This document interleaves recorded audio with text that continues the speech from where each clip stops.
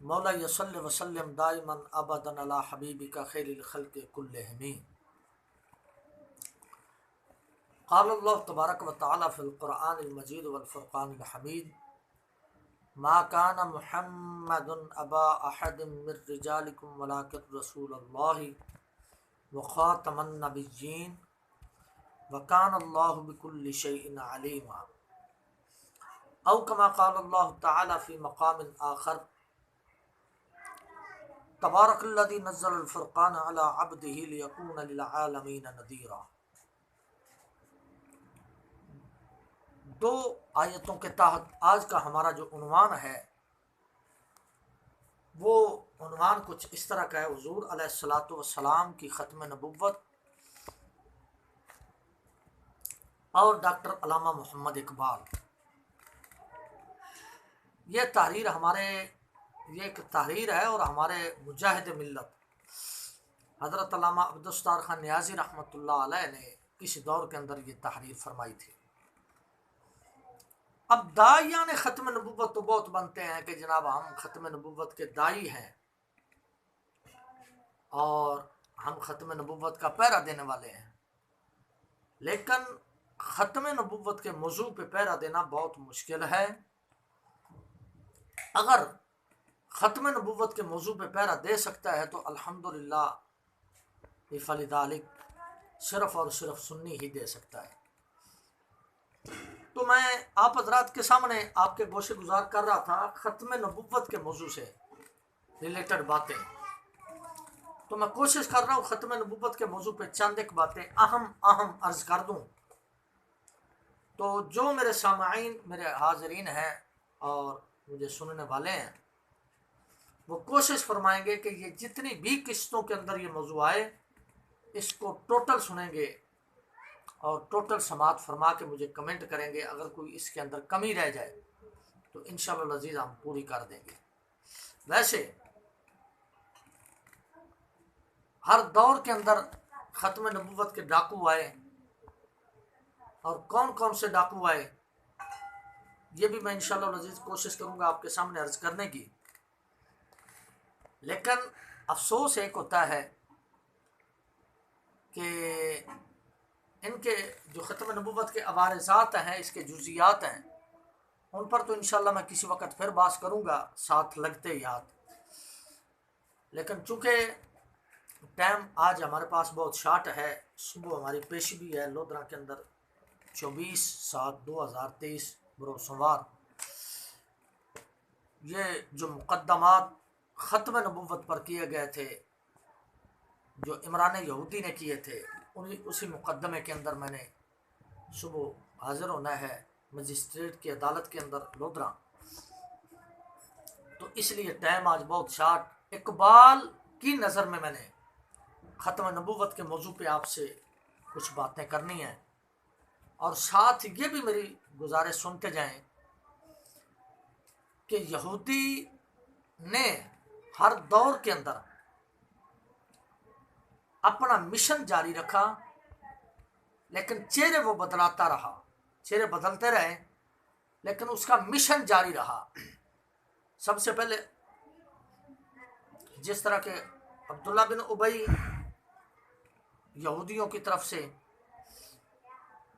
اور اس کے بعد ہرقوس بن زہیر، اسی طرح سلسلہ چلتا چلتا محمد بن عبد الوہاب نجدی، اس کے بعد اسماعیل قتیل وغیرہ، پھر ذاکر نلیک، اور ذاکر نلیک کے بعد یہ مرزا جونیئر،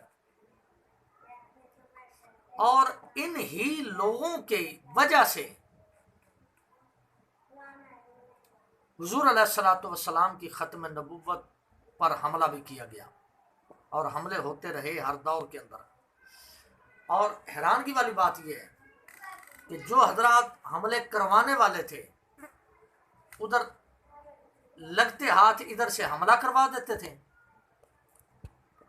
اور ادھر سے آ کر مسلمانوں کو تسلی دیتے تھے کہ جناب ختم نبوت کے ہم داعی ہیں اور ختم نبوت کے موضوع پہ ہم بڑا کام کر رہے ہیں، اور ختم نبوت کے موضوع پہ ہی ہماری خدمات ہیں، ہمارے فلاں حضرت تھے وہ ختم نبوت کے موضوع پر ہی جو ہے کرتے رہے۔ تو تو اس موضوع پہ میرے مرشد کریم پیر طریقت رہبر شریعت عالم اسلام کے عظیم متقی اور پرہیزگار اور مرشد برحق حضرت علامہ الحاج ابو داؤد محمد صادق صاحب قبلہ، انہوں نے بھی ختم نبوت کے موضوع پہ بڑا کام کیا ماشاءاللہ. اور میرے دادا پیر حضرت حضور سیدنا محدث اعظم پاکستان رحمۃ اللہ علیہ اور بندہ احکر نے بھی ایک رسالہ ترتیب دیا. رسالے کا موضوع ہے مرزا قادیانی کے حواریوں کی نقاب کشائی. چونکہ میرے اندر اتنی طاقت یا ہمت نہیں ہے کہ میں اس کو چھپا سکوں، تو کوئی اللہ کا بندہ ایسا ہوگا انشاءاللہ جو اس کو چھپانے کی ذمہ داری لے گا کہ جناب میں اس کو چھپاتا ہوں. وہ رسالہ اس موضوع پہ انشاءاللہ العزیز بڑا سازگار اور کامگار ہوگا. لکھا ہوا ہے، تحریر لکھی پڑی ہے. بہرحال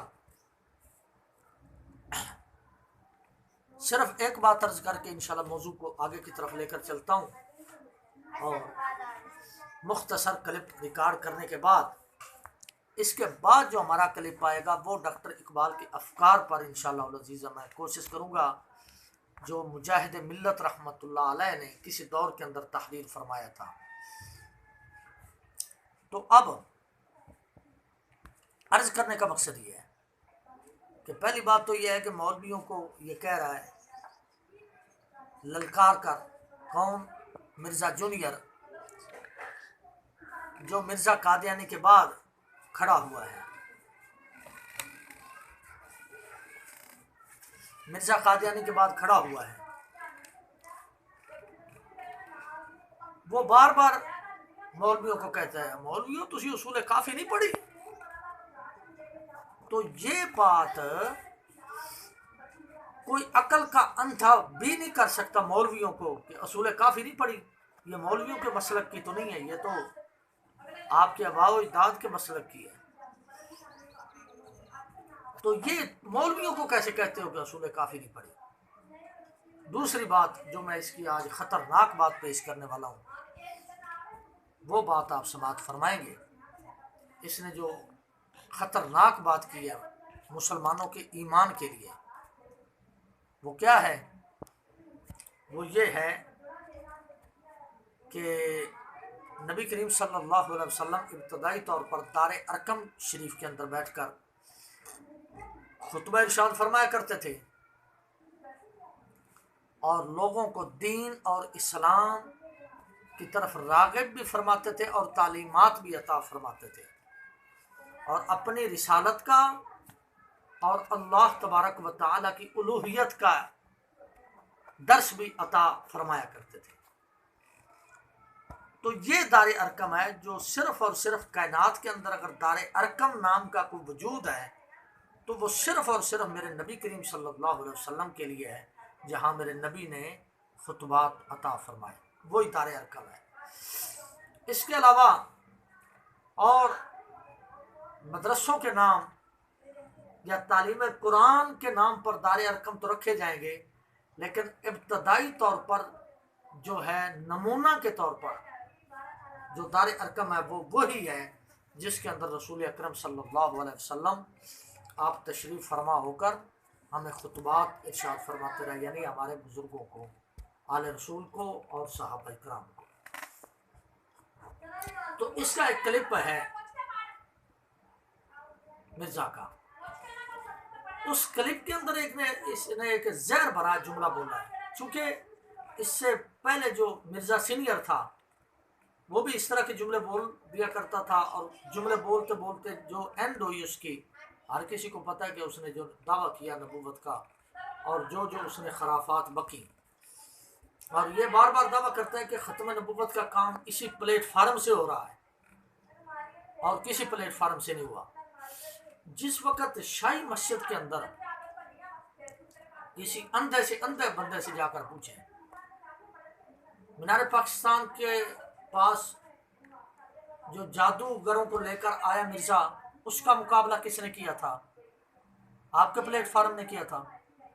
اور شاہی مسجد کے اندر جو اس کا ناطقہ سر بگریبان ناطقہ بند کیا تھا وہ کس نے کیا تھا؟ وہ آپ کے پلیٹ فارم نے کیا تھا. تو یہ ساری واہیاتیاں اور ایک میں اس کی داد دوں گا، ویسے وہ داد کیا ہے کہ اس کے استاد نے اس کو یہ پڑھایا ہے کہ جو بھی تیرے خلاف کلپ بنے یا تقاریر آئیں تو اگر وہ قرآن حدیث کے مطابق صحیح تقریر ہوں تو ان کو سن لینا ہے، ان کا جواب نہیں دینا، اپنی بک بک کرتے رہنا ہے، بکواس کرتے رہنا ہے، اس کی نہیں سننی۔ تو میرے جتنے بھی الحمدللہ کلپ ہیں اس کا جواب ابھی تک نہیں آیا۔ بہرحال جو میں بات عرض کرنے لگا ہوں وہ سماعت کریں گے۔ یہودی نے ہر دور کے اندر اپنا مشن جاری رکھا رسول اکرم کی عزت کے خلاف اور پاکیزہ لوگوں کی عزت کے خلاف، اور وہ چہرے بدلتا رہا۔ اس دور کے اندر جو سب سے بڑا چہرہ ہمارے سامنے آیا ہے یہودیوں کے مشن کو لے کر، وہ چہرہ مرزا جونیئر کا ہے۔ تو اس نے ایک بات کی، اگر اس کے چاہنے والوں جو ہیں وہ اس کا جواب دے دیں تو فبیا، ورنہ مرزا کوشش کرے گا اس کا جواب دینے کی۔ یہ میری طرف سے پھکی نہیں بلکہ پھکا بھی نہ کہیں بلکہ ساڑا ہے۔ تو کیا اس نے بات کیا کی؟ اللہ تبارک و تعالیٰ اپنے حفظ و امان کے اندر رکھے۔ تو نبی کریم صلی اللہ علیہ وسلم دار ارقم شریف کے اندر بیٹھ کر اللہ تبارک و تعالیٰ کی وحدانیت کا پرچار فرمایا کرتے تھے، اور اللہ تبارک و تعالیٰ کی قدرت کاملہ اور اللہ تبارک و تعالیٰ کا تعارف۔ تو یہ میرا چونکہ ابتدائی طور پر میں انٹروڈکشن کرواتا ہوں، کوشش کرتا ہوں ختم نبوت کی، اور اس کے بعد انفارمیشن دوں گا اس موضوع پہ۔ تو اس کا جملہ پہلے سماعت کر لیں، میں اس کی نظر کر دوں۔ جملہ کیا ہے؟ کہنے لگا کہ جس طرح رسول اللہ صلی اللہ علیہ وسلم مکہ پاک کے اندر بیٹھ کر دار ارقم کے اندر حق بات کیا کرتے تھے، قرآن و حدیث سنایا کرتے تھے، اس کے کہنے کا مقصد یہ ہے اسی طرح ہمارا یہ اکیڈمی بھی دار ارقم ہے۔ تو اس پر میرے سوالات ہوں گے، اگر ہو سکے تو اس پھکے کا جواب دے دینا کہ اس دار ارقم کے اندر جو درس دینے والے تھے وہ خاتم الانبیاء تھے، خاتم المعصومین تھے، اور نبیوں کے سردار تھے، نبیوں کے تاجور تھے، محبوب خدا تھے۔ اور تیرا جو دار ارقم ہے اس کے اندر کون ہے تو؟ اور کیا تو نبی کے مرتبے پر آ کر یہ کہہ رہا ہے کہ میں دار ارقم ہے میرا؟ نمبر ایک۔ ادھر خطبہ دینے والے نبی کریم صلی اللہ علیہ وسلم کی ذات پاک ہوتی تھی، آپ خطبہ ارشاد فرماتے تھے، اور ادھر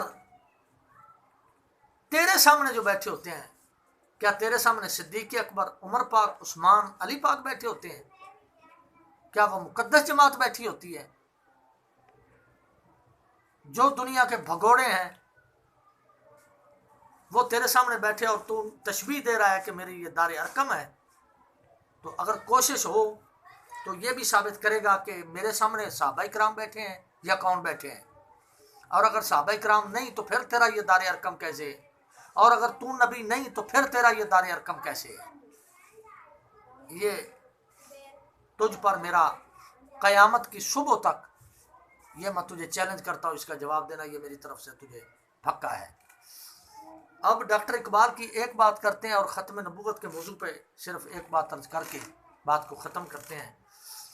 ڈاکٹر صاحب نے بڑی خوبصورت بات لکھی ابتدائی طور پر، اور اس کے بعد انشاءاللہ میں وضاحت اس کی عرض کروں گا۔ ڈاکٹر صاحب نے فرمایا وہ دانائے سبل ختم الرسل مولا کل، جس نے غبار راہ کو بخشا فروغ وادی سینا، نگاہ عشق و مستی میں وہی اول وہی آخر، وہی قرآن وہی فرقان وہی یاسین وہی توحا۔ عقیدہ خاتمیت جناب رسول اللہ صلی اللہ علیہ وسلم کی بابت اہل علم، اہل معرفت حضرات ہزاروں صفحات پر اپنے خیالات پیش کرتے ہیں اور کرتے رہیں گے، اور سب کا نقطہ اور مدعا یہی ہے کہ حضور سید الاولین والآخرین کی نبوت چونکہ تا قیامت چلنے والی ہے، لہٰذا ڈاکٹر اقبال صاحب نے بھی اسی طرف اشارہ کیا ہے۔ اب آخری بات کر کے انشاءاللہ العزیز نیکسٹ ٹائم ڈاکٹر اقبال کا پورا کلام پیش کروں گا جو آپ نے ختم نبوت کے موضوع پہ کیا ہے۔ سب سے پہلی بات یہ سماعت کریں گے تبارک اللہ جی نزل الفرقان جو آیت بینہ پڑھی، اس کے اندر 3 نکات اٹھتے ہیں، 3 نکات، ان 3 نکات پر انشاءاللہ العزیز میں کوشش کروں گا گفتگو کرنے کی آئندہ۔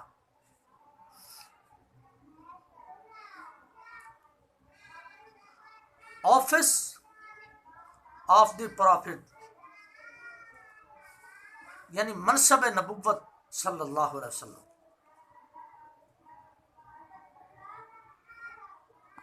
نبی کریم صلی اللہ علیہ وسلم کا منصب مبارک، یعنی منصب نبوت، اور دوسرے نمبر پر اختیار نبوت، اور تیسرے نمبر پر سلطنت نبوت۔ ان 3 موضوعات پر انشاءاللہ العزیز میری آئندہ گفتگو ہوگی۔ آپ حضرات سماعت کرتے رہیں گے میری گفتگو کو۔ اب صرف اور صرف ڈاکٹر اقبال کا وہ شعر پیش کر دوں آخر کے اندر، جو ڈاکٹر اقبال صاحب نے نبی کریم صلی اللہ علیہ وسلم کی ختم نبوت پر حد کر دی اور کمال کر دی۔ فرمایا خلق و تقدیر و ہدایات ابتداست، رحمت للعالمین انتہا است۔ یہ تو خیر ہے جو آپ نے کلام لکھا حضور کی ختم نبوت پر، وہ سماعت کریں۔ فرمایا پس خدا بر ما شریعت ختم کرد، بر رسول ما رسالت ختم کرد، رونق ازما محفل ایام را، او رسول را ختم و ما اقوام را، خدمت ساقی گری با انہاد مانہاد، داد مارا آخر یہ جامع کہ داشت، کہ نبی بعدی ز احسان خداست۔ اور آگے فرمایا پردہ ناموس دین مصطفیٰ است۔ اس کے اندر آپ نے جو پہلا شعر لکھا، اس کے اندر حضور علیہ الصلوۃ والسلام کی ختم نبوت پر واضح اور واشگاف الفاظ کے اندر آپ نے فرمایا کہ حضور علیہ الصلوۃ والسلام ختم نبوت کے دائی اور ختم نبوت کے حقیقی تصویر ہیں، اور ختم نبوت کا عظیم جامع ہے حضور۔ حضور کے بعد کوئی نبی نہیں آ سکتا۔ اور اس پر جو اعتراضات ہوں گے انشاءاللہ وہ بھی آپ کے سامنے عرض کروں گا، اور جو مرزا نے گستاخیاں کی، مرزا سینئر نے، وہ بھی آپ کے سامنے میں عرض کروں گا کہ مرزا نے ابتدا کہاں سے کی اور انتہا مرزا کی کہاں ہوئی، تو وہ میں آپ کے سامنے عرض کرتا رہوں گا کہ اس نے ذلی اور بروزی کا ڈھنگوز کیسے بنایا، اور اس کو اپنی ڈھارس کیسے بنایا، اور یہ کیسے آگے بڑھتا چلا گیا، اور اس کے پاس سے ٹیچی کیا لینے آتا تھا، اور اس کے پاس پیسہ کہاں سے آتا تھا، اور اب اسرائیل کی فوج کے اندر مرزائی عورتیں کیا جا کر کرتی ہیں، اور ادھر جا کر ان کا مشن کیا ہوتا ہے۔ تو یہ ساری باتیں انشاءاللہ العزیز میں اپنے آئندہ گفتگو کے اندر عرض کروں گا۔ اور 3 جو نکات ہوں گے میرے، وہ ہوگا منصب نبوت، اور اختیار نبوت، اور سلطنت نبوت۔ یہ 3 ٹاپک میرے مین ہوں گے، ان پر انشاءاللہ العزیز گفتگو کریں گے۔ اللہ تبارک و تعالی میرے نبی کی عظمت کا صدقہ ہمیں اپنے نبی کی ختم نبوت پر سچے سچے دل سے اور ایمان لانے کی توفیق عطا فرمائے۔ جو ایمان کامل ہے اس سے ایمان لانے کی توفیق عطا فرمائے، اور ہمارا ایمان مرنے کے ٹائم اور آخرت کے اندر سلامت رکھے میرے نبی کی نعلین شریف کے تقدس سے۔ اللہ اور اس کا رسول ہمارا